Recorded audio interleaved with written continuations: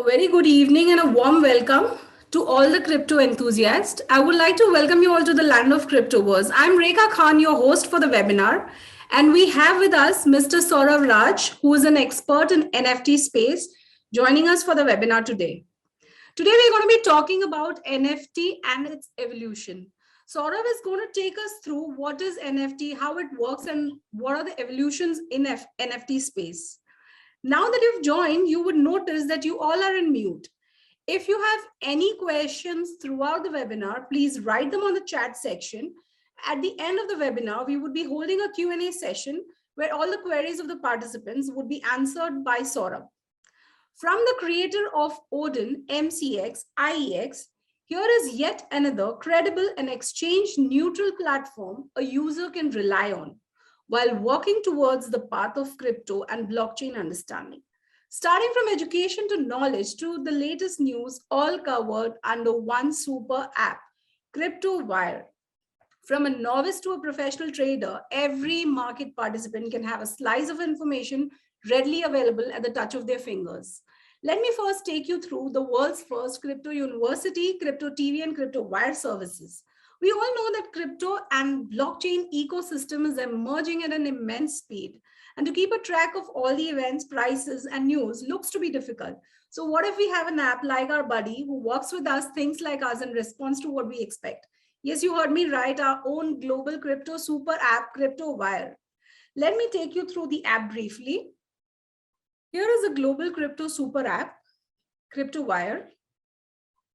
Let's start with the homepage of the app, which covers all the three pillars: Crypto University, Crypto TV, and CryptoWire services. Under the CryptoWire services, we have rolled out India's first global index of crypto TVs, IC15, yet another feather in CryptoWire's hat. It tracks the performance of top 15 cryptocurrencies globally based on market capitalization. Crypto enthusiasts and crypto traders can take informed decisions based on IC15. Coming to WireWatch, in this section, we can monitor the best exchange to buy and the best exchange to sell a particular cryptocurrency. In center of the screen, you can monitor the arbitrage opportunity available between the two exchanges for the same cryptocurrency. There are more than 350 plus cryptocurrencies listed in our platform with 70 plus crypto exchanges worldwide. Coming to Crypto TV. Crypto TV is an exclusive 24/7 mobile IPTV covering everything on crypto and blockchain ecosystem.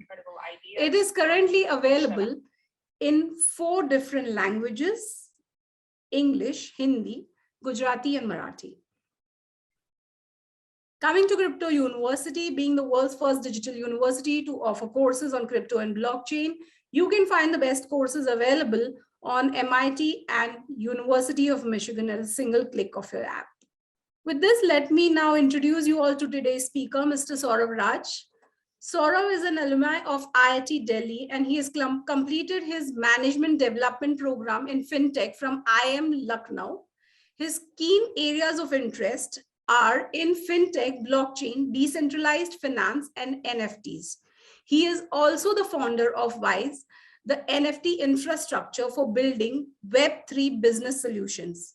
His projects have won several awards for DeFi, Stella, NFT, Ripple, United Nations Track, Metis, Best Overall Project and NFT Projects, Cello, and others from Polygon across various Web3 and blockchain events. Join me in welcoming Mr. Saurav Raj for today's webinar. Hi, Saurav. Hi, Rekha. Hi, everyone. Good to go? Yep.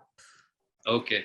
So good afternoon, everyone. And it gives me a lot of pleasure to come and talk about NFTs and blockchain with you all. And personally, I'd like to thank Rekha and her team and everyone at CryptoWire for making this happen, because technology always can do a lot of things, but to have the technology available to get the value of the technology for everyone, education and knowledge has to be there. And this is where I feel CryptoWire The entire team is doing a fabulous job of not only just pushing out a crypto product, but helping everyone here and beyond this call as well learn more about crypto and how it can impact our lives, how it can bring benefit to all those of us who are not yet even touched by crypto, right?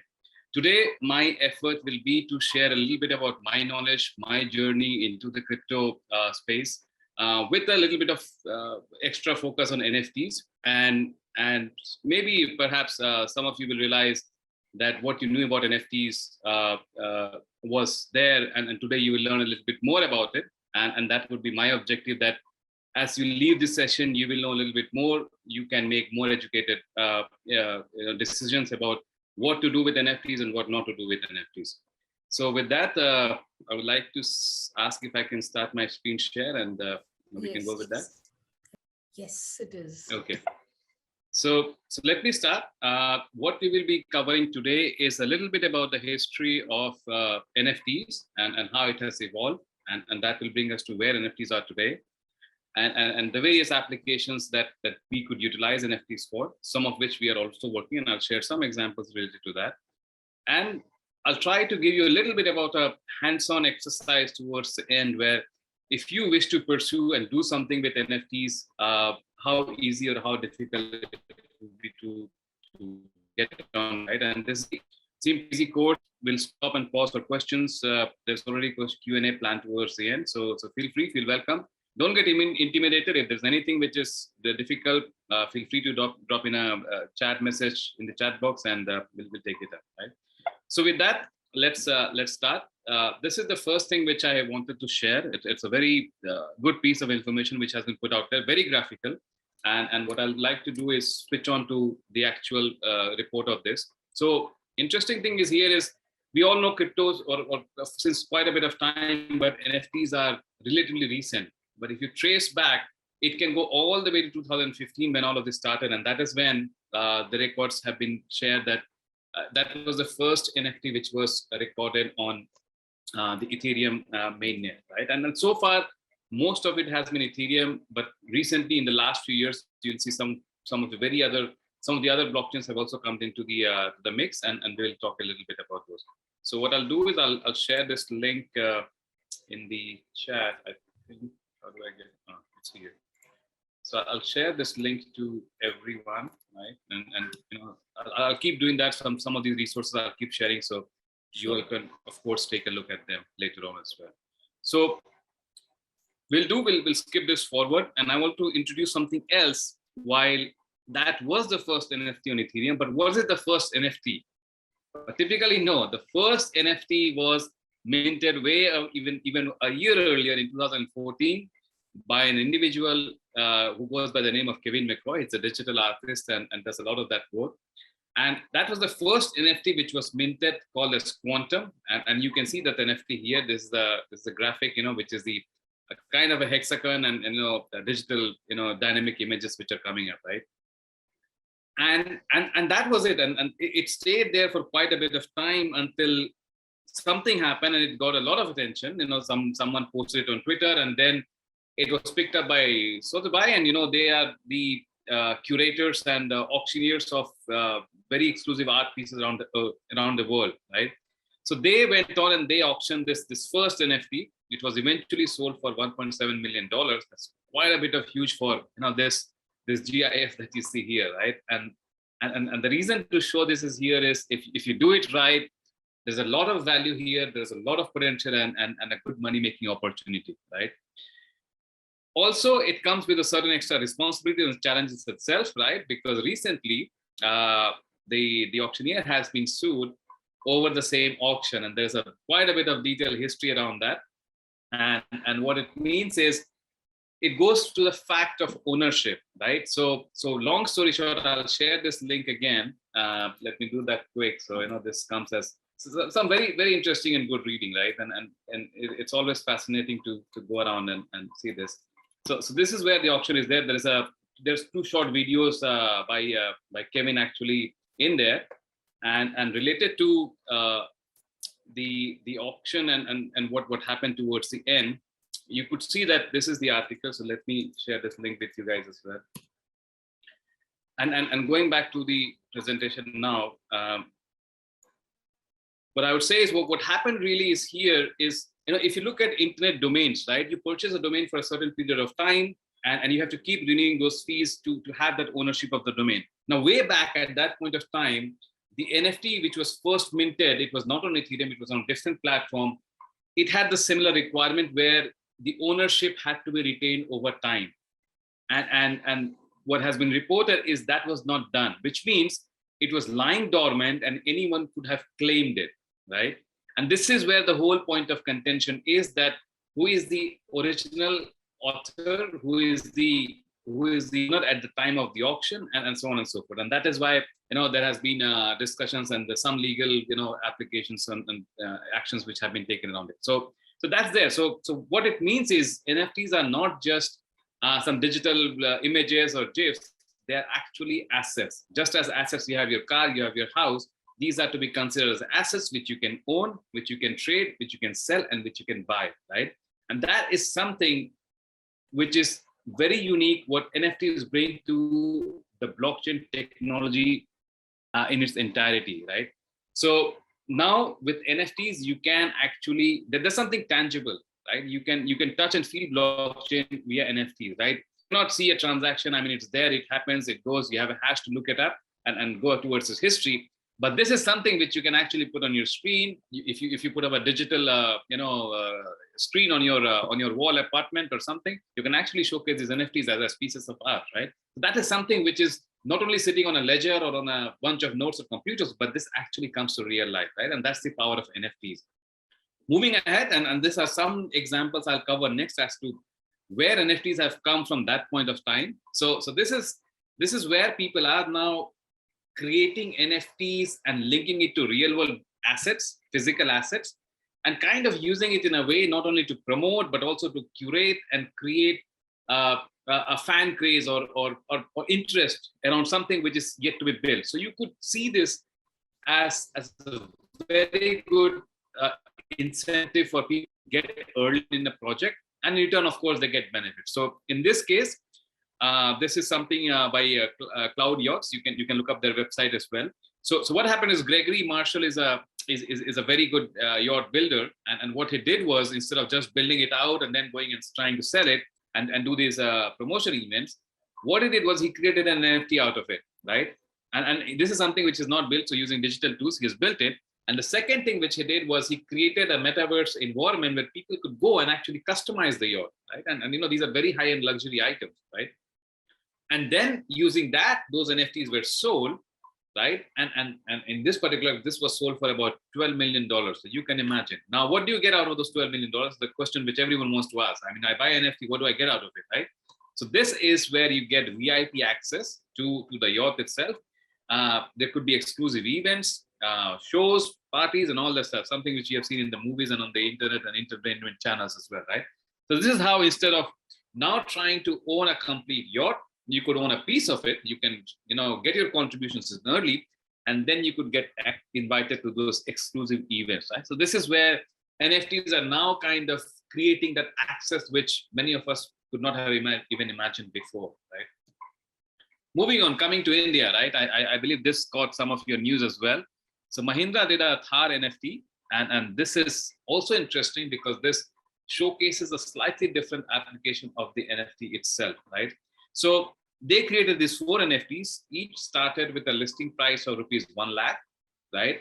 Eventually, all of these 4 sold for a total of 26 lakh rupees. So you can imagine, starting from 4 lakh, these were auctioned out individually. You can see the first one, which they have titled as Bond of the Earth. It went for about 5.25 lakhs. The next one was taking a flight. You see this thing is kind of jumping between 2 mountains or ridges.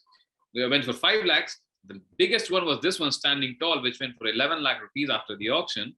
And then, of course, Explore the Impossible, which is, going through the desert, is about 4.75. So you can imagine, and these are just digital masterpieces, right? And now someone has it. Now, what did Mahindra do with that money, right? That's the big question, right? And what happens to that? So here, the money went to something called Nanikali, where it is typically done for getting education out to the underprivileged girls and children, right? So you see, using NFTs, using a physical product, create that excitement, get people behind it, and then use it for a very noble social cause, right? So you see a very different application compared to some of the for-profit applications that we saw before, right?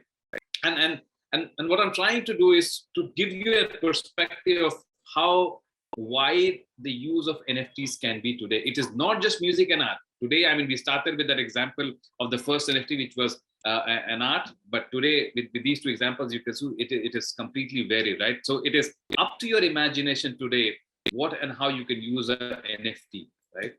And finally, of course, if we are in India, I mean, how could we skip cricket NFT? So this is an example of radio, which is still in beta, and what they are doing is, excuse me, they're capturing instances, moments out of cricket as a game, right? It's a very passionate game, and people around the world, India and Australia, the World Championship, all of that stuff. So what they do is they collect and bring those moments into the NFT space. They create NFTs out of it, and then those are sold and traded. There's again similarly, if you remember in our childhood days, we used to have those player cards, right? And you would exchange them at schools, and at the end of the week or something, you would realize that okay, someone who has the maximum number of points wins it, right? And then the cycle starts all over again. So you could imagine all of that going onto the blockchain and getting live through NFTs, which was not possible before. And there's a very unique thing why it happens, and the tangibility which I talked about. We'll talk about it and we'll address it in the following slides as well. So you see now that starting from just for the sale of a digital asset and art, we cover an example where someone's creating a promotion for a yacht, which is a very luxury item.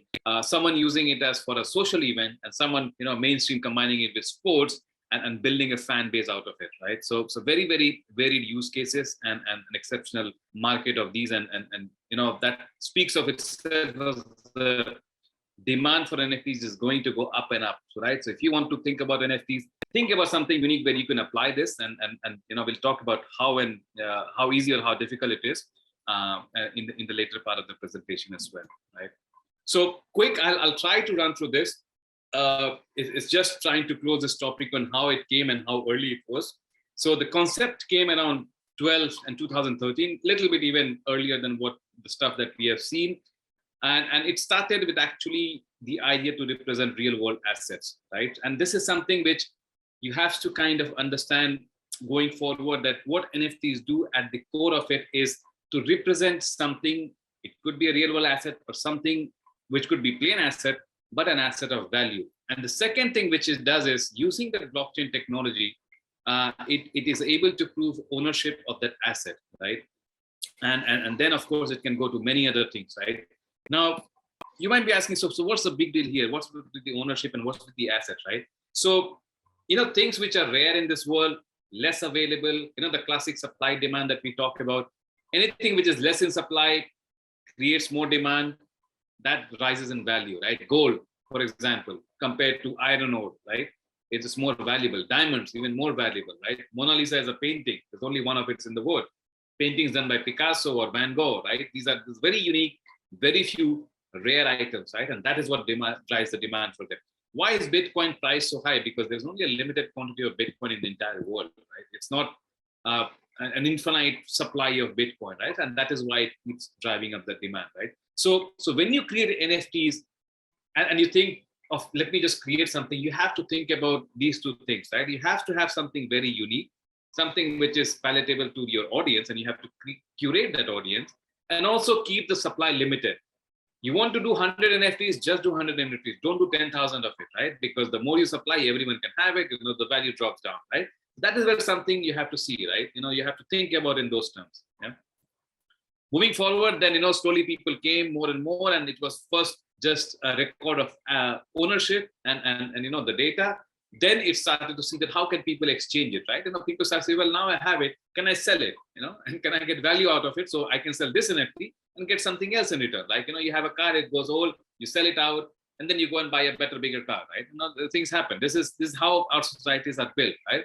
The difference is now it is happening digital, and using blockchain, you can verify the ownership. So you're actually buying it from the right person, right?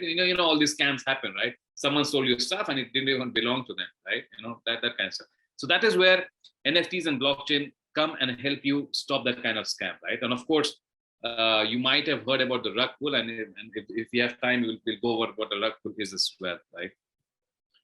And then slowly and slowly comes now 2015 and so on, and you see it starts to become a little bit more interesting, right? And more people are getting into it. Now they're thinking, how can this be more creative? Can we build additional volume and additional dynamics on top of it? So this is where the counterparty comes up, and now people have started to come together, right? This is where the gamers get into the mix, right? Because games, you might have played there's battle games and all of these where you collect items, and those items give you superpowers, and using those superpowers you can do something more. Now when these gamers got into it, said, well, okay, these are kind of assets which people can win and have in a game. Why don't we create those as NFTs, right? So as people move across different levels, that ownership builds over time, and then they can of course now trade and exchange it. In the initial version of the games, you might have played around 20, 15 years earlier, you could not trade it. I mean, you could get it, it gets consumed, it gets burned. But now with NFTs, let's say you are doing a multiplayer game with a team, you could actually get that your NFT to your team member, and you could trade it or sell it off and get some points in return and buy something else, right? So this is where it starts to get very, very interesting now, right? And then of course the trading card, which we talked about related to the sports as well. So trading cards was the first thing which got here. And if you realize, this was a time when Pokemon was kind of becoming very popular, right? So you see that kind of ideas were going around at the same time, right? And the NFT, the blockchain technology was coming up, and people were kind of seeing in different perspectives. And this is where suddenly you see it gains that critical mass, and boom, we are in the time where suddenly NFTs are so popular, right? And just before that happens, the rarity picture of it comes into the scene, right? Which is where memes and crypto art and digital art now start to become more mainstream. I mean, we saw that in 2014 and 13, people were doing that. Those were the very first initial ones, which were not discovered by then. But 3-4 years later, now this is the point where now this digital art is going mainstream, right? And this is one of those very first ones called as rare peeps, which was like frogs and stuff, and some digital background, and this started to sell around, right? And this is when it starts, and after this came CryptoKitty and a whole bunch of things where it got popular. And one of those, of course, we have to mention this is CryptoPunks, where again you see the key factor which we talked about. It had to be a limited number of supply, right? So this is where this was the biggest and the first big one which came out, went out into the market, and this is where it all started. And now it starts to go mainstream from 2017 onward. This is the last 2 to 3, 4, 5 years that we have been looking at it, right? And then today we are in the, typically you could say you see NFTs everywhere. And this was one of the questions as well, which people ask, that if we have to get started with NFTs, where do we go and how do we do it, right? So what I'm listing here is some of the very popular marketplaces, which kind of help users like you and me and many others who are new to this to go on, create your digital assets. It could be art, it could be a little bit of music, it could be, I mean, creativity is wild out there, right? So you could go ahead and you could create an account on this, spend a bit of money, get those tokens in, and you can start listing it, and people will buy it. And there are various protocols to do it. You could create it as an auction, you could have a royalty, where royalties are, subsequent sale of the NFT could get you returns over time. Today, when you sell something, you don't get anything in return because you cannot even trace the ownership of NFT, who has it. But now, because this data, this information is being recorded on blockchain, you can actually trace it now. So if the third, fourth, fifth, sixth buyer is buying it, you could say that, well, I need a 10% royalty on every sale, right? So every time there is a sale, you get 10% of it back to you, right? So this is very, very powerful, right? So OpenSea, I mean, no mention of that, is the biggest and the largest of the NFT marketplace out there. Mintable as well, and then there are various other variations, and kind of like I said, when you curate it to an audience, right? So these are again catering to different audiences. For example, Mintable says you can mint it for free, right? And when you only get to pay the fees when it's, for example, there's a sale happening, right? And then Binance, of course, one of the biggest blockchains out there. They also have a huge, big NFT platform out there. Portion again is another one, super rare, very unique, and few items. So if you go to OpenSea, you see something like 50,000 and probably lakhs of NFTs. But if you go to something super rare, you will actually see it has less, but very, very rare items, right? So you see all of them have a different focus, different kind of audience, right? For example, you go to a movie theater, you have a different audience versus you go to see a Nukkad Natak versus you go to see something in a NCPA play, right? So different audiences, different themes, and what you have to do is now review what actually attracts you, right? What is your specialty, and how can you sell that specialty? Today it is about you. Today it is about the creators, right? And empowering the creators, and all of this technology is there to empower you as a creator, right? So that's the biggest takeaway, and one of the important things which you should take away from this session, right? So I wanted to see if you have any questions on this point of time. If you see what I could think some of the questions here as well. So let me know. I'll go in the sequence. Someone had asked, are NFTs the future of art and collectibles? So typically, yes. The way the market has come about and the maturity today, you could typically see NFTs will be the future of art and collectibles, and more as people and get used to it and more creators come on board. I believe most of it will be driven through the NFTs there, right? For example, if you consider India, we have so many native and traditional forms of art, right? For example, Madhubani paintings, right? Now, those can go on here, right? Your craftsmanship of, weaving carpets, right? So some region in India does that, right? So clay paintings, right? I was contacted by someone who does this 3D model out of animals out of clay, and we were talking that how could we do these NFTs and what to do. I mean, he was doing that as a hobby, went to support his father's business, and now he is like, okay, I have some time, I want to get into it, and could we even use NFTs? I said, absolutely, you could do that. Create a composition of 100 animals, wild animals, but make them a little bit interesting, right? You could have an elephant with a giraffe's neck, right? Or you could have a rhino with a tiger. You get creative, right? And post these NFTs, create those mediums even before you have created that. And that was something similar to the yacht example that we saw, that before even building the yacht, he actually got all the idea. And then, of course, then you create that interest, create that demand, and then go ahead and launch the NFT so people will buy it. And then, you could use that to actually build your entire NFT collection on these 3D models of these super rare, creative wild animals and wildlife. And then, you go and sell it out to people who have bought those NFTs, right? So absolutely, that's going to be the future. As much as I see it, India is taking a bit slow, but suddenly in the next 3 to 6 months, you will see there's an explosion out there, right? So the time, if you want to get into it, is now, yeah? So what NFT marketplaces are out there? We talked about that in the previous one. Of course, if you just do a Google search, you will find so many of them. Again, look through the terms and conditions, look through what the listing fees are, look what they charge you. Try to go for something which is free, because today many of those platforms are there, and this is where, as creators, as users, you get the benefit, because they would want you to come on board, and they'll say you can list it for free and pay only when you have making a sale, right? So look for those things, right? What are the challenges of NFTs, right? So we will get into that in the following slides, right? Future of NFTs in the world of Web 3.0. We addressed quite a bit of that in the initial stages. It's endless possibilities, and some of the other possibilities which we will also cover in the following part of the presentation. Yeah. Interesting question here. What things should one check before investing in NFTs? That's a very good question, and this is where I talked about the rug pull.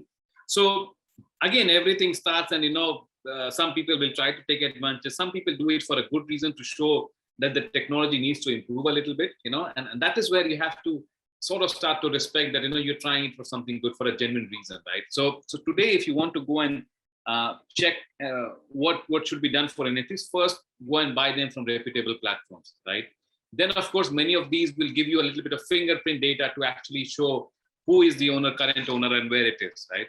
Now, there are some other ways where you can actually now find, and people are working on this technology, and I've been across one of them, where a piece of digital art, it could be, let's say, hosted in multiple places, right? So there is a bit of an AI, which is being involved here, which people have started using, where they want to find out if this is a duplicate or there are multiple copies of this same NFT, in other places. For example, you could take a print screen of this thing and say, well, this is my NFT, but maybe it is not, right? And people do these kind of things, right? So you have to be careful. So use the technology, and some of it is actually coming up. So when you go to these marketplaces, the best thing is to go with the reputable ones if you're considering seriously of investing it. then look at the history of the person and the artist who has done it, right? It's typically as you would go to buy something on Amazon or a Flipkart today, right? I mean, you would want to see the seller is actually a genuine seller, and there has been a bit of enough history, there's a bit of description, because many of these are digital artists. They actually sometimes also explain their vision of why they're building it, right? So see if it makes sense to you, right? And then start to invest it. And of course, if you see if that particular owner of the creator has done some previous collections and sold them, you can also gauge a bit of you can also gain a bit of idea on how those will appreciate over time, because you're investing it to get returns over time. And now what is happening is interesting thing is this case of fractional NFTs, right? Where you don't have to buy the entire NFT, right? You could just claim a fraction of it, and then however the sales proceed, you could get the benefits out of it over the longer term, right? So it's a bit of due diligence that you have to do, but think of it as an asset. Just don't think of it as something that you just go and buy it. Like you would do investment in the stock market, you would do your due diligence, you take care of the necessary steps, do that, and then only go ahead. And unless you're absolutely sure, don't go and buy something, right? And that's the big rule of anything being sold over the internet. Yeah. So how do you invest in NFTs in India? Like we said, there's this one example which I covered here. It is coming up. India specific marketplaces are not there yet. They are in the process of making. In the next 3 to 6 months, you will see a lot of it is coming. There's a lot of these blockchain companies also investing and supporting builders like me and many others to build technologies. So you will see some of these will come. I talked about the Mahindra NFT. There was recently one also I came across from Make My Trip. Now Make My Trip, again, it's a travel destinations, and similarly I had come across one from Zolo Stays. I think they had done a similar one where their NFTs 3D. It was very dynamic, very nice, cool things related to about different travel destinations around India, right? So they are coming up, and if you see, go to these big names today. Mostly they are the ones getting into eternity, because they also kind of bring in a little bit of that trust and brand value behind it, right? So so go ahead and look for those. But it actually means that if you want to do it, think of it if you want to create your own marketplace. Get around your location, see if there are some people who are actually creators, artists, music, creators and stuff like that. Go with them, right? Talk to them and introduce this concept, stuff which you have learned today, and even beyond this, go and learn a little bit more of this stuff and see if you can partner with them, right? You might know a bit of technology, so help build the technology, get those people on board, and there you go. You have an NFT marketplace specific to India, right? And you can go start selling it, right? So get into it. I mean, that's the best thing I would say today, right? Steps for beginners, we will take that in the following slides. Tax treatment, again, well, that's a touchy topic, but yes, the government understands it. I would say don't complain against it, because these are very new things, and it's not only India government, but world over people are trying to understand how to control it. Because you see, the biggest thing is you have to understand that the regulation is not there to stop you from doing something. It is actually there to go and do without the fear factor of losing it out, right? If there is no tax on something and someone goes and scams you out, you cannot go to the court and say, well, this person sold me something, and well, the guy will say, well, you don't have any regulations how to deal with this thing, right? So you're left with nothing, right? For example, when you say, why do you have brakes in the car? Now people will think that, well, brakes are there to stop me from traveling, but actually brakes are the only thing which help you run your car at 150 kilometers an hour, because there are brakes. If I can stop, I will have the brakes to help me stop it. If there were no brakes, you would be very careful of driving it even above 60 kilometers an hour, right? So that's where regulations are. So let the government do. There are various opportunities where you can also contribute to these discussions. Go ahead, understand it, be part of the discussion, and help build this ecosystem, right? And then we had a final question on, can we loan an NFT? Of course, those protocols are coming. I talked about fractional NFTs. So that definitely is there. Loaning NFTs is, yes, once you have enough, you could have an NFT marketplace where, someone wants to do a session, or metaverses, right? These technologies are being built where, for example, today, curators and art museums, they want to do a show. So they might be calling in the original Picasso from for example, from the Louvre in Paris, right? So if you have those exclusive NFTs, people will come to you and say, well, can you loan that NFT so we can showcase in our metaverse of this digital museum, right? Where they are, showcasing other NFTs as well. So yes, this will happen, and definitely you will be not only making money out of just selling it, but actually loaning these items as well, right? So very, very interesting things are going to happen, and the right time to get into it is today. Yeah. So moving on, we will get into the last part of this discussion as to how and actually how things happen. We have about 15 to 20 minutes left. So again, blockchain, a little bit of the basics. What it is, what it has been about is, one is identity, which is where you have the blockchain wallet address, right? Then comes the contract, and contract is typically the agreement on what and how we interact with each other. For example, there's two people sitting on the other end of the two wallets. How do they interact? Which is where your smart contract and the code and everything comes into the picture, right? It actually does a settlement. For example, I mentioned royalties. So royalties are part of a code which will sit as part of the contract. And that is when every sale happens, that contract will ensure that all the parties who are supposed to get royalty will get royalties. Now, you could be 2 or 3 people working together, and we'll say, every time a sale happens, we want to split the proceeds of the sale, 33, 33, 33, like equal parties, right? That is what the contract will do. And the last part of course, it is the payments, which is the transaction, which is the actual transfer of funds. Now, this was all that was blockchain initially, until NFTs came and they added the asset, right? So if you think back, even your cryptocurrencies, even your coins are assets. And now you have this different kind of digital assets, which give you that link between a real world asset and provide you that tangible touch and feel, see kind of a thing with the blockchain itself, right? So these three plus the asset, and that is what makes this technology very, very beautiful and exciting for everyone today, right? So quick recap on tokens. Like I said, Ethereum did a lot of this initial work, and most of the other blockchains are catching up. The ERC standards is what it is called. Many of you might know about it, but I'll quickly recap here. So ERC20, which is mostly to do with fungible tokens. So fungible tokens is anything which can be divided, which can be traded. They're all the same. Like your 100 rupee notes, it has the same value in my hands, it has the same value in your hands. You can divide it into, exchange it for 10 into 10 of 10 rupee notes. And that is what fungible tokens are, right? I mean, you can just go of it anywhere, right?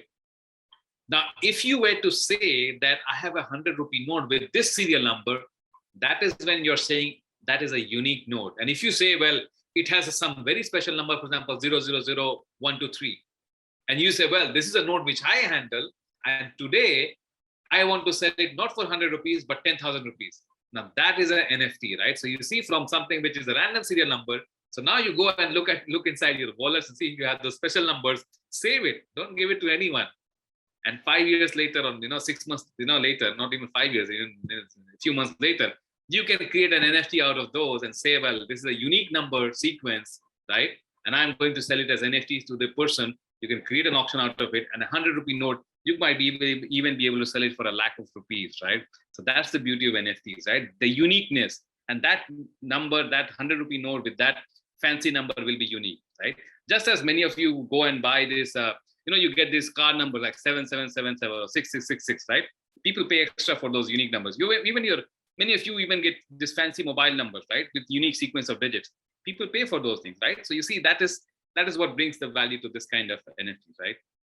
So ERC20 is everything that is kind of transactions as money and cryptocurrencies, and then controlling the NFTs, the non-fungible tokens, which are sort of come from the factor of uniqueness. The base standard is 721, which was the first one to come, right? And it just mentions one unique token per transaction, right? Now, people later on, they improved it to come up with 1155, which is where you can do multiple assets. It's very similar. So you could think of it as a multi-token standard. You can transfer multiple tokens, multiple ERC20 tokens or 721 tokens to a single user at the same time. So it's more of a cost efficiency and an operational efficiency rather than creating a new standard. So the base tokens, if you always have to think of it in terms of ERC20 for kind of crypto transactions, and 721 for NFT transactions, right? NFTs, of course, like we said, it gives a lot of power to the content creators, and they're controlled by smart contracts. Again, they're unique digital assets. I will skip through this. Now coming to the value proposition, right? So we talked about everything is there, but the biggest thing which NFTs add is this presentation layer, right? Which is now which you can actually see things, right? Before also transactions were there, you could verify it, a transaction has happened, those stuff can be there. And the other thing which comes because of making it digital and available over the blockchain network is these two things. Now, for example, you had a nice painting sitting at your home, right? But you cannot really show it to anyone outside of your home. You have to bring them to a museum or something. But now if you put it on blockchain on an NFT marketplace, it is actually accessible and available to everyone around the world 24/7. So you can keep creating and selling without stopping, right? And then of course, these are some of the biggest value propositions of why using NFTs compared to anything else. And this is a quick summary of how typical forms of assets compare versus NFTs. So physical, of course, access is limited. It can be created, duplicated, faked. All of those things happen. Digital, again, it should do similar things, but a little bit better. Blockchain, yes, people have done that before, but the biggest challenge with blockchain, the erstwhile technology, was that you could not present it. You cannot present a hash of an image or an artwork or a music to someone saying, well, this is my NFT or this is my asset, right? But when you move to NFTs, you get the benefit of everything else. And that is why NFTs are so much powerful today, right? So again, looking back, so what do you do with these NFT token standards, right? So 2 or 3 things which become very, very useful here is when you think about NFTs. One is, of course, the artwork or the digital asset itself, which is, it could be this, could be a music or could be something else. And the next part of it is the metadata, right? Or, the data attributes, if you get to think of it like that, right? So for example, if you describe between 2 people, you say, well, height is this much, hair color is brown, eyes are blue, eyes are green, all of those kind of stuff, right? So this is actually which describes it, right? And that is where you kind of also try to display the uniqueness of this kind of asset that you have created and you're trying to sell it. Yeah? And then, of course, we talked about the 721 token standard that is there, 1155. These are all available. You can read over the internet as well. So I'll skip through these. And through this part, we will go into the art and other use cases, right? So art, music, that's mostly what has been done. We saw some of the physical assets being sold, like the yacht case. For a social cause, we saw the Mahindra case, cricket's NFTs. Amitabh Bachchan also created some of his NFTs, and which were sold for, I believe, around 7 lakh plus. So these are already there. But what is happening beyond that, right? Which is, how does this get mainstream, right? So conferences, social meetups, webinars, and all of that stuff, it's already happening. If you are active with any of these blockchains or you attend these events, you will see that many of them have now moved to doing these event passes. For example, you go and book a show on, book a movie ticket on Book My Show, sorry. They'll give you a ticket stub and electronic. But now these are all moving to NFTs. So what happens is, after these NFTs, after you have been to the event, you get a proof of attendance. So that those are called as POAPs, right? And now you could use those to build a community around it. Well, hey, I was in that event. How did you like it? Versus when you go to a movie store today, I mean, once the movie is over, there's nothing else, it does not bring the community together. There's nothing, you go on your separate ways, right? So now you see with these, you're kind of building a community around it. And that is where it becomes very, very powerful in the social domain, right? And then you could do awards distribution. And we have done a few of these, very interesting, where today you create events, you recognize someone. And we have received certificates for our school, music competition, dance, races, sprint, football, cricket, sports, everything, right? But imagine today, these awards are now being given via NFTs, which means you have that NFT with yourself, and anywhere you want to show it, you can actually show it, right? Versus a paper certificate, it's actually sitting in your drawer somewhere or in a folder, which you cannot actually take everywhere, right? So, yeah, that's a bit of... Sorry about that. It's celebrations. I believe people are already happy about this thing. Okay, quick recap on the awards. So last month we partnered with the organization, and we were the first to do the fashion awards as NFTs in India, right? So this was IFA 2022. We did another event where we were giving out NFTs in the telecom industry, some very senior folks. And the most lately, what we did was we partnered with Your Story Media to do NFTs for the top 25 blockchain companies in India. And there's quite a bit of coverage here as well. So this is the list. If you want to look at it, I can share this with you all. The chat is here. So the idea is to share with you all the fact that, NFTs are and can be used in various other applications. Some of that we have seen, but these are like, again, going out and exploring these things, right? Of course, decentralized organizations and social communities. So you give an NFT of token to someone as a proof of membership, right? And then on basis of that, you can build so many things, right? You want to, let's say, do a community voting because you want to decide, well, should we do a meeting on 24th of this month, or should we do it on the 15th of next month? So people who have those NFTs can actually vote and decide on a date, right? So you can program those things, right? You can manage your memberships entirely with NFTs, right? And that means that, you do not have to build a lot of infrastructure, a lot of applications to do that. The blockchain infrastructure is available for free, right? I mean, the blockchain companies are not charging you for anything. I mean, all you have to do is, once you're interacting with you pay for the transaction fees, and that's all, right? So, you can do a lot of these things, right? Academics, right? All your project work and everything that you did in school, your class 10 certificate, class 12. If you believe me, you can actually go. CBS has already started. They have a website where they are issuing certificates on blockchain. So this is already happening. We are not behind in India. We're actually doing it already, right? And some of the work that we have done is also not only giving certificates to students, but also giving the hours of teaching to and crediting it to the teachers, right? Because some of our customers in the US, they have mentioned that these teaching hours are useful for them to actually go and apply for some kind of grants and other stuff, right? So someone who's teaching, for example, history for 600 hours, right? They might apply for a certain grant or certain benefits from the state organization. So we are creating dynamic NFTs for those people, right? And if you try to extend it, not only this, but you could actually automate and build entire learning management systems using this as an infrastructure, using NFTs, right? And you could say that you pass out of a certain college, you have a certain certificate out of that, so you are an alumni. You don't have to register in certain databases and within Excel sheets, but that NFT of a certificate of a degree from a certain institution automatically makes you an alumni of that, and it's there on blockchain, right? So then you can invite other people, other companies who say that, well, I want to partner with this, or I want to extend a benefit to all the alumni of this institution who passed out in, for example, 1996, right? And that is something which you can very easily do with NFTs today, right? So it is that powerful, right? And you don't have to build a lot of stuff. The data is already available, right? And of course, in business and work, your company identity, many of you would be running this. You're using these identity credentials, badges, physical, digital. You could go all of it and switch to NFTs where, you control who gets it. And you could control any fraud with how many people have access to your, internal data and, company assets and all of this kind of stuff, right? So a lot of things can be done here, right? So quick now, last 5 minutes. I know we're almost at 6 o'clock, but we started 10 minutes late. So I'll quickly, give you an insight of, if you wanted to get into this, what are those few things that you could pick up very, very easily, right? So here are some of these names. Solidity, of course, if you're talking about Ethereum sort of networks, then Solidity comes in the picture.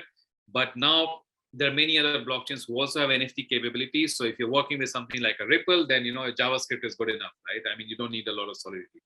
Now, Solidity, again, it can be tricky, but thanks to the team at Open Zeppelin, they have built this, like kind of click through a few options, and you could launch Solidity smart contract, which we will do in a short while, right? And of course, IPFS. Now, IPFS is called as Interplanetary File System. What it does is it takes the data which you publish on it and kind of distributes it across multiple nodes. So, your data is out there and it's publicly available, which means there's no fraud, right? And you can control a lot of fraud there, and people trust it. If you say, yes, my data is available on IPFS and this is the link, then you will build more trust versus saying, well, I have it in my Google Drive, because you can anytime delete your data on Google Drive. Yeah. So that's the challenge. And of course, you will need a blockchain network. Now, Ethereum, because it's very costly because of transaction fees, you have the option today of working with different blockchains, which give you some of, like we said, they give you mint free, or they give you low transaction fees, all of that stuff. So you can talk about the names of like Polygon. Many of you would have heard about it. There is Celo.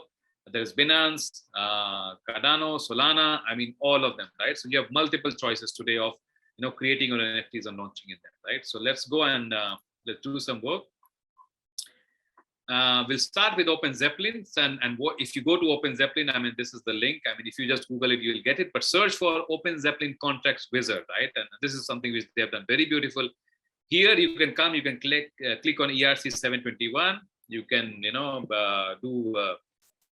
you can give it a name. So, for example, if you say WISE, and then you could give it a symbol, right? And you see the contract is actually updating. So this is kind of a playground here, right? So base URI, you should leave it as blank. Of course, you want it to be mintable because you want to mint it, right? As a default case, you can leave it auto increment IDs, but if you want to customize your IDs, give it a certain unique number that you want, you can do that. Burnable, which means you should have the option to burn the token, destroy it as well, right? No, things can happen. And then there are some other things, right? One basic thing you should do is always click on URI storage, which gives you the option to provide a link to your token or token data, which is coming from the Ipfs. So with these minimum configurations, you can launch your token. So once you have done this, and of course you can add your email here, and that should be the way to go about it. And that's simple. And what you do next is just click this open in Remix, right? So this will launch your compiler in Remix, which is based out of Ethereum. It takes care of all that stuff in the background, so you don't have to worry a lot about it, right? And just give it a few seconds, and it will come to life. In the meantime, what we will do is, while this stuff is loading, we will go to nft.storage. So this is kind of what the Ipfs team, and there's a very good number of people working behind this project, is the Protocol Labs. What they have done is they have made it easier for us to actually host our NFT. So it's actually called nft.storage. You go there, you do a login. It's very simple. You can just punch in your email address, and they will send you a magic link to sign up, which will kind of go ahead and do that. And it says check your inbox. You actually click here. You don't even have to go anywhere. So it goes, and this will open your email. Give it a second. Right, boom. Okay, here it goes. Right. So you see, I've logged in a few times. So you do that, and this will log you into nft.storage. Right. And let's see if our Remix. Let me just refresh it a bit.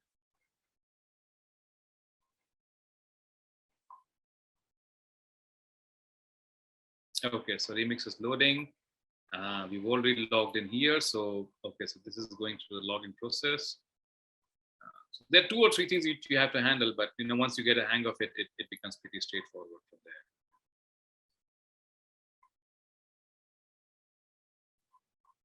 there. Okay, so Solidity. So this is where it will load the contract that we pulled from Open Zeppelin, right? You could, of course, if you know a bit of Solidity, you can write the entire thing, right? So what you do is now this is something which is just loaded.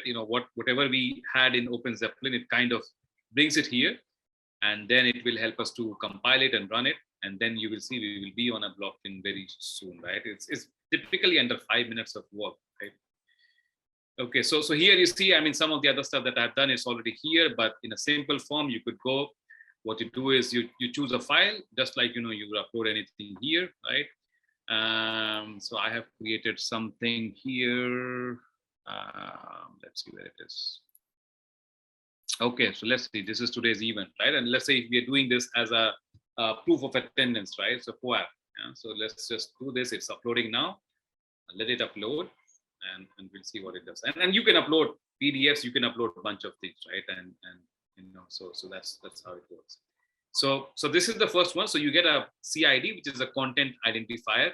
What happens is this thing is smart. So if you upload the same file over and over again, it will actually not upload it, but it will actually give you the same link, right? So it does a bit of smart thing and stuff like that, right? So what you do is you go to this thing, and it will give you the link of where the data is. So you see, now you got this strange, weird looking link at the top, but you got this image, and this was the image that we had uploaded. So you see, it's a matter of 5 seconds, right? So that is what happens.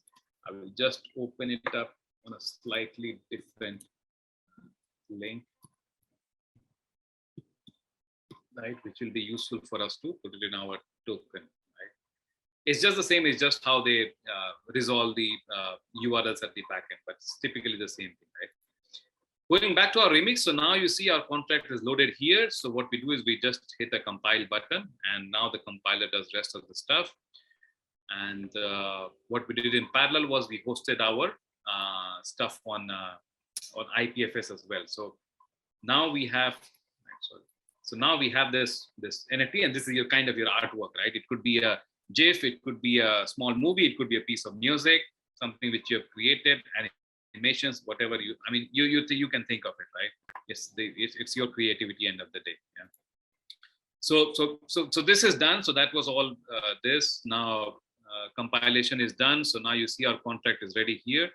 And then what you do is, if you're using your own Metamask wallet, which is something that you will need, it's very easy to install it. Just go to metamask.io and you could install you could set this up. So, for example, I have a little bit of test tokens on the testnet of Polygon here, right? So this is there.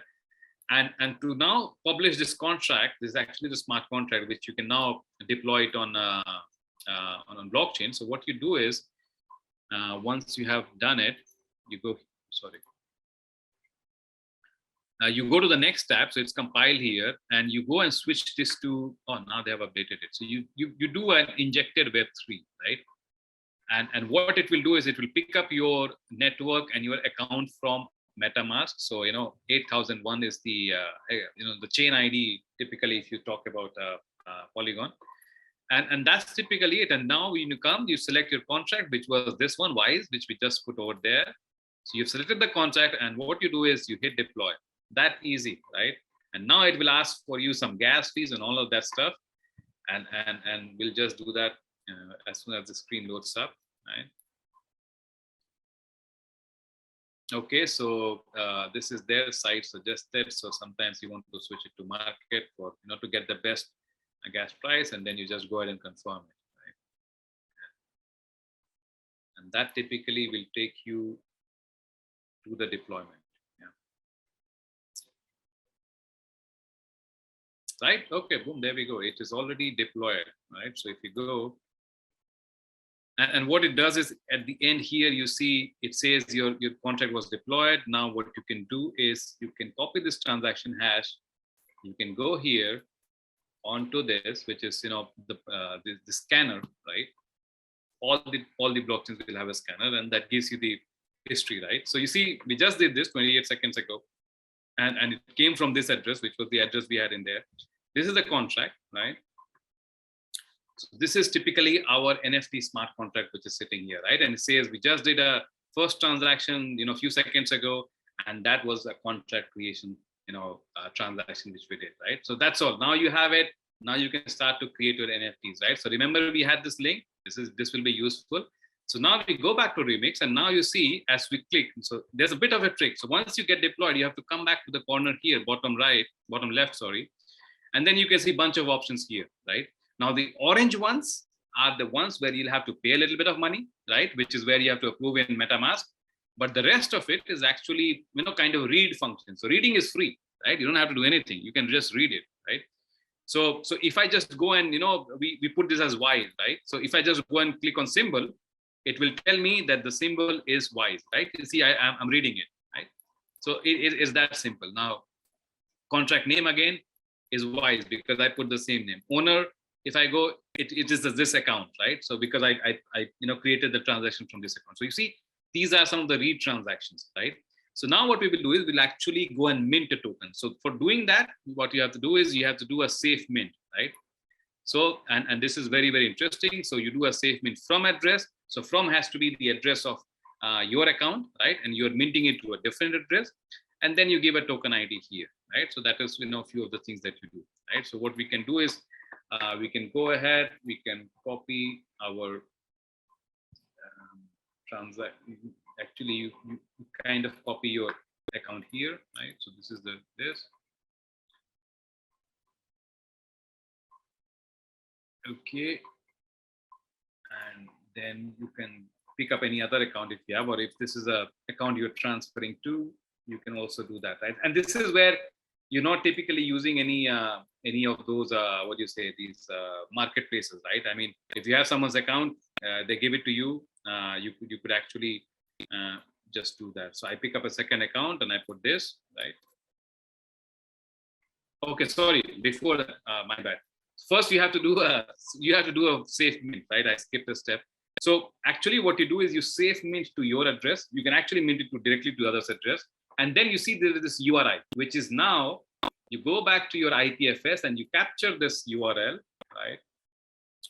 And you come back to Remix and you say, this is what I do, right? And since we don't put token number, it will automatically create a token ID, which will be, I think, 1 in this case, right? Or something like that. We will just see, right? And since because this was an orange one, it needs a certain gas fees to be paid. So it will come and it will show us that you have to pay this much fees.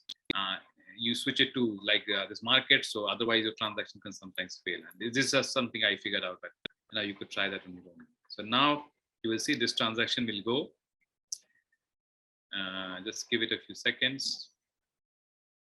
Okay, so this transaction is there. Now, if we go back to our contract, which is this our contract page on the blockchain, what you can see is there will be a second transaction. It takes a bit of time to just reflect it on the indexer. It should be any minute. Well, we'll come back to it. Not to worry. It will be there. It just takes a bit of time to show up. But what we have here is now, if you look at it, move this around. So actually, you can go and look at this data, right? So it took this much. This was the URI. This was the transaction which is minted to it, right? And these are the arguments, right? So you see here, it gives you the token ID. Now we said that the token ID is, let it be automatic, right? Otherwise, you can create your own token IDs or naming scheme. So token ID 0. So now we have a token ID 0. And now we can go back to our read functions and say, we want to check the owner. So we put a token ID, which is 0, and we do a call operation, right? And it says, this is the current token ID, right? Now you want to see what is the data linked to that token ID. So again, you put 0 here and we call, and it will give you the link of the Ipfs. So now you see, we put that on our distributed storage. We created that link of that digital asset, which is sitting on that Ipfs URL, linked it to our blockchain. And now anyone who wants to come and see this can verify that this is the owner of token 0 and this is the digital assets, right? So you have combined 3 things together, and that is the power of NFTs and blockchain coming together here, right? So now, as you are the owner, only you can transfer this token to someone else, right? And that is the next thing, right? So what we will do here is, for the sake of completing this, let us see if that transaction shows up here. Okay, so it came here. It's already visible. So this was a mint operation, right? And the token number 0 is created. If you kind of click on it, it will give you more details. You see token ID 0, which is the contract, who it came from, who it went to, right? That kind of stuff. So now what we do is we want to transfer it to someone, right? So we went ahead. We actually grabbed our account here. We go back to Remix, and then we do now a safe transfer, right? So we actually have it done, and now instead of this, we put a token ID 0. That's our initial token, and it will again ask for our permission. We have to pay a certain gas fees, right? And this is the part where some of these marketplaces will enable you that the fees are paid by the buyer and not actually from the person who's actually the current owner, right? So and this is where these marketplaces are useful because they help you do and come up with these things, right? Okay, so let's do this. Okay, so this transaction will go now, and if we go, let it just give it a second. And what I want to show you here is currently the owner of 0 was starting from let's say ending in 95C. Once this transaction goes through, we're just waiting on that. Okay, so this transaction has gone through.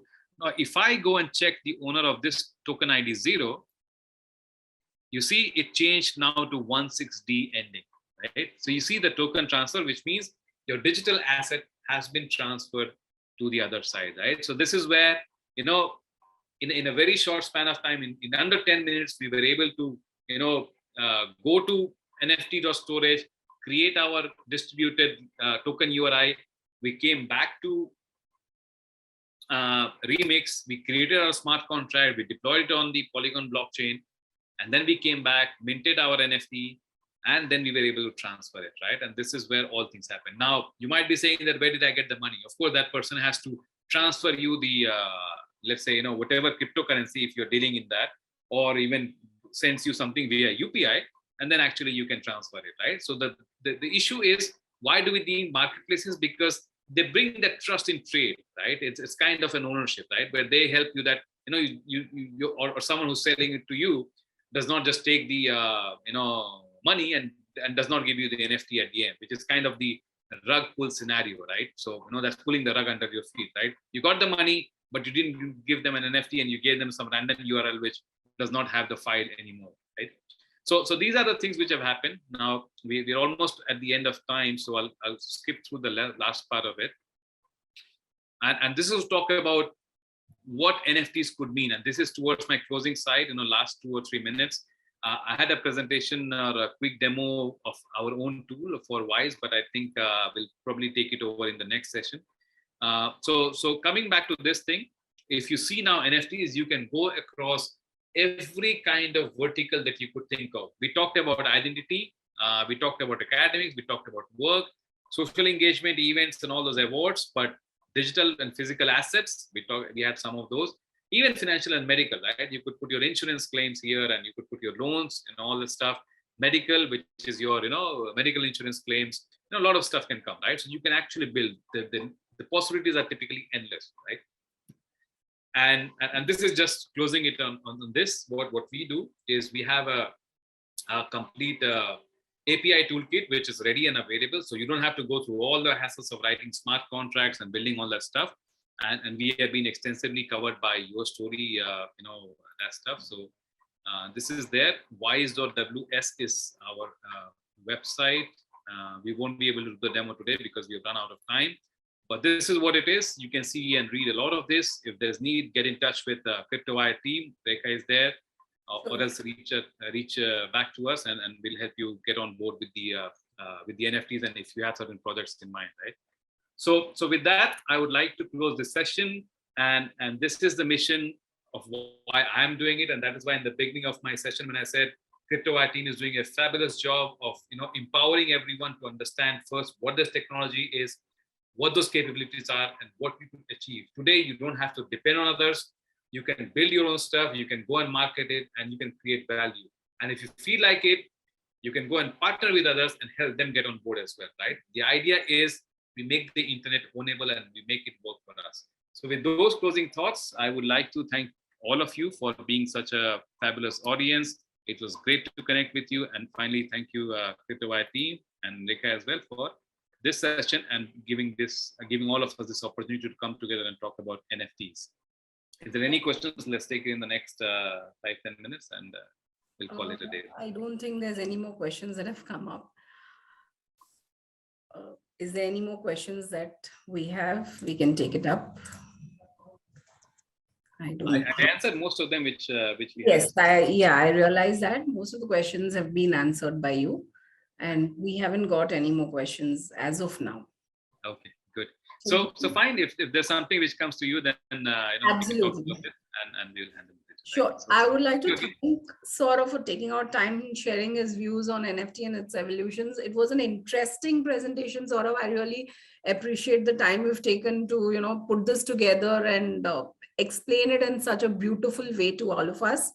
I would like to also thank the wonderful audience who have shown interest in learning and making informed decisions before entering the crypto market. I would also request, all of you all to kindly download the CryptoWire app if not done already and be a part of the global learning. Thank you so much. We will now be meeting in the next session, which is on the 17th of May.